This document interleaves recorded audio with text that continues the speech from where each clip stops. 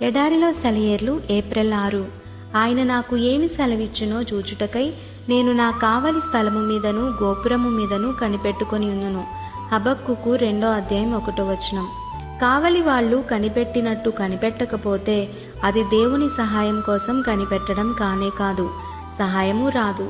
ఆయన నుండి మనకు బలము, ఆపదలలో రక్షణ లభించడం లేదంటే మనం దాని గురించి కనిపెట్టడం లేదన్నమాట. మనం మన గోపురం మీద నిలిచి కావలివాడిలాగా దూరాన వస్తున్న దేవుని రక్షణను, ఉపకారాన్ని చూడలేకపోతున్నందువల్లనే చాలా మట్టుకు దైవాశిస్సులు మనల్ని దాటుకు వెళ్ళిపోతూ ఉంటాయి.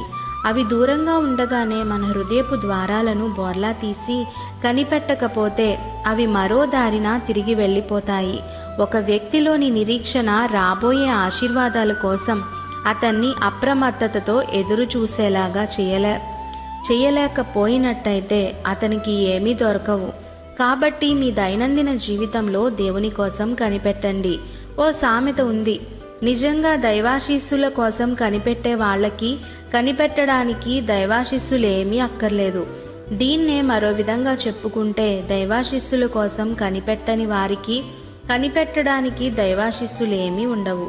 వర్షం కురిసే వేళకి మన ఖాళీ కుండలను తెరిచి ఉంచితేనే గాని నీళ్లు పట్టుకోలేము.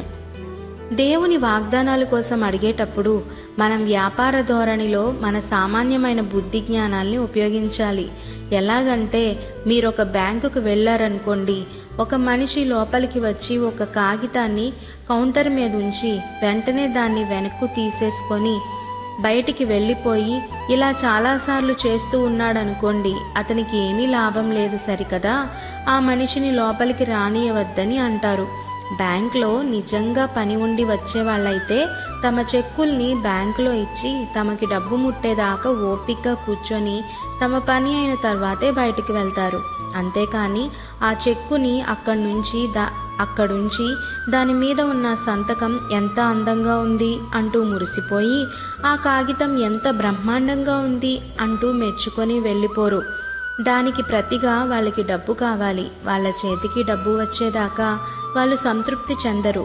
ఇలాంటి మనుషులకే ఆ బ్యాంకులో ఎప్పుడూ ఆహ్వానం ఉంటుంది. అయితే ప్రార్థనలో కూడా కొందరు మనుషులు ఆటలాడుకుంటూ ఉంటారు. ఎంత విచారకరం! దేవుడు తమ ప్రార్థనకి జవాబివ్వాలని వాళ్ళు ఎదురు చూడరు. వీళ్ళు కేవలం ఆటలాడుకునే వ్యర్థులే. మన పరలోకపు తండ్రి ప్రార్థనలో మనతో నిజమైన వ్యాపార సంబంధాన్ని పెట్టుకోవడానికి సిద్ధంగా ఉన్నాడు. ప్రార్థనా చెక్కుని పరలోకపు బ్యాంకులో ఇచ్చి మీ డబ్బును మీ చేతికి వచ్చేదాకా వేచి ఉండండి. నీ ఆశ భంగము కానేరదు. ఆమెన్.